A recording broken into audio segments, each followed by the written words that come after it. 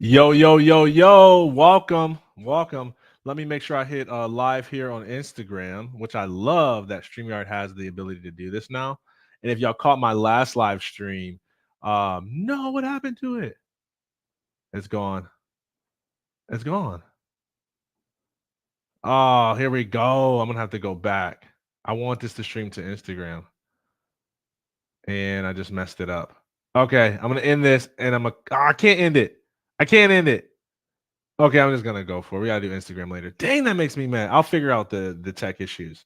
Anyways, I got a appointment that was supposed to be like right now. So if you're my appointment and you're missing and I'm late for a couple minutes, this is why. Okay, I just got off a powerful session with one of my clients, and we were talking about her story and the different pieces that that we all think through. Like anytime you think about sharing your story, it's always like, well, what pieces do I share and like what's relevant? And like I don't want to trauma dump on people, and I also don't want to like hold back and not actually go for it and share the things that there are for me to share. Like I want to be helpful. I want people to heal. I want people to grow. I want people to advance. I want people to um connect. I want people to up level. I want people to do all these things. And man, everybody I work with, and in this session in particular, I was just thinking like how many reasons that we have to not share our story,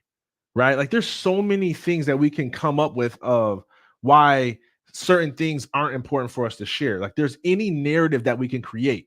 Like I remember when I was thinking about telling my story about when I did my TEDx talk, for example.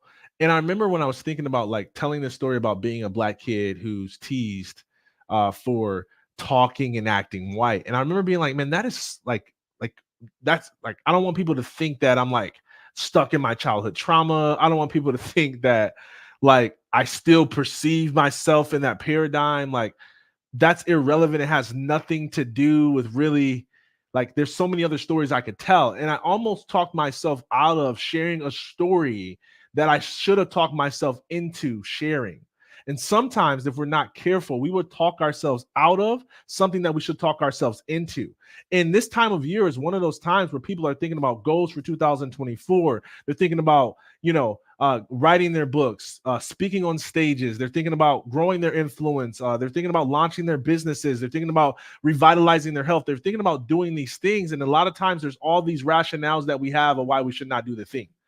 And so, especially when it relates to story, and what I've discovered in working with people in all different like places and industries is that oftentimes the things that are most pressing for us to share have the greatest amount of emotional resistance. It's like we don't even want to go there. It's not that we haven't healed from it. It's not that we haven't processed it. It's that we like our mind, in order to stay safe, creates this narrative where we shouldn't share these things because I don't know, it's not the right time. I don't want to trauma dump. I don't want people to think that I'm all about this. I don't want to trigger anybody. And like we come up with all of these excuses and these reasons.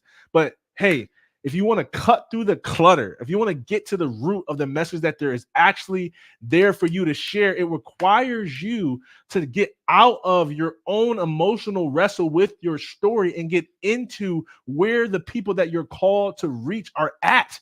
Because in order to reach people, you have to connect with them. Okay. You cannot reach if you don't have connection. Period. Who it says? John Maxwell says everyone communicates, but very few people connect. And there's a lot of people putting out social media content. And this is one of the things this is one of those things that I don't like about AI is I don't like that there's no type of emotional expression in it. It's I'm trying to reach people cognitively and intellectually with information, but I'm not actually reaching them with emotion. And we all know that people do things emotionally and justify them logically. We all know that if anyone's going to change their life, elevate their mindset, get out of a toxic relationship, heal from trauma, it's going to require them to do something that they haven't done at this point in their life. And in order for people to change their ways, you have to empower them to change their whys. Somebody better write that down. In order to get people to change their ways, you have to empower them to change their whys.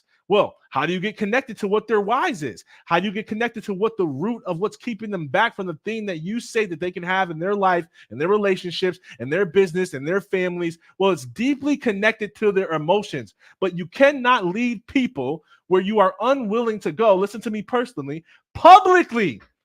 I wish I could take out that word, y'all. I wish it could be about your private process. But while your private process prepares you for the public, it doesn't prepare you for the public so that you don't reveal what you've done in private. It actually prepares you so you get more comfortable with sharing the parts of yourself and your story that have historically been difficult to share it publicly because of the private work you've done. Now, if you ain't done the private work, I'm not talking to you, but I'm talking to people who have done the private work. You've done the healing, you've done the processing, you have an empowering narrative. You're not a victim in your own story, but you've been through some stuff. I almost swore on my live stream, but I can't do that. Still pastor, okay? You've been through some stuff. You've been through some hell. You've been through some trauma. You've been through some pain. And because you've been through it and you healed from it and you have a victor's mindset over it, it's calling for you to share. It's the people who haven't done the work that need to go through the healing process first. And part of you sharing your story and what you've been through gives them permission to do the healing that you say that they can have. How do I know that I should be healed if I haven't heard how you've been hurt? How do I know where I should be healed if I haven't heard where you've been hurt? It's a powerful thing to look at. Okay. Now I want to be mindful for my meeting that I'm late for right now. I told her 5 minutes. So I'm going to end this. Okay. But I want you to reflect.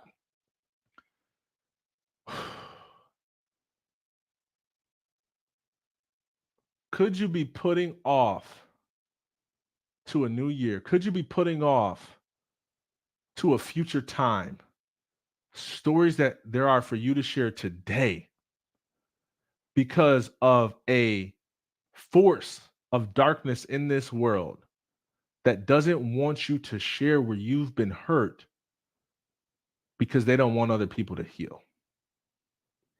Who doesn't want you to share the pain you've overcome because they don't want other people to access that power? Listen, good news for you is I've got an event coming up in January. It's no door price. And part of it is to help you to express your divine message into the world. It's called the Profitable Spiritual Speaker because it is possible. In fact, it is probable that when you share your divine message, you get your divine inheritance. The finances that are connected to it, the doors that are opening, the relational currency, the influence, the income is all connected to your divine message. So if you want to do that in a way that's not manipulative, in a way that's not pushy, in a way that's not salesy and forcing people to buy things from stage, but in a way that's authentic, in a way that's real, in a way that's raw, in a way that's vulnerable, in a way that's powerful, in a way that's victorious, and get paid to do it, both directly from stages and as a byproduct from clients that you enroll into your coaching, your courses, your programs, your books, and all the things that you have, because you can inspire from stage, but you can only transform through process. If that's you, comment event in the link. I'll get you the link to the Profitable Spiritual Speaker. Okay, I got to go. I'm 1 minute late. I'm so sorry. I hope you're watching this, and I'm joining now. Peace.